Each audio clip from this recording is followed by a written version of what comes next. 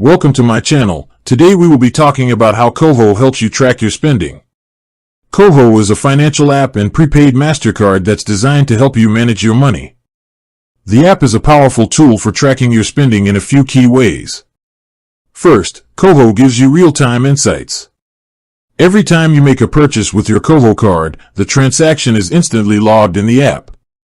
This means you always have an up-to-date view of your account balance and what you've spent. No more waiting for a bank statement at the end of the month.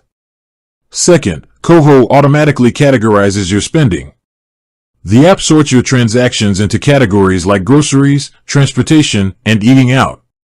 This makes it easy to see where your money is going at a glance, helping you identify spending habits and areas where you might want to cut back. You can also customize these categories. Finally, Koho's budgeting tools help you stay on track. You can set specific spending targets for each category. For example, you can set a budget for entertainment and the app will show you a visual indicator of how close you are to reaching that limit. When the color turns from green to red, you know you've hit your budget target. With that being said, thank you for watching.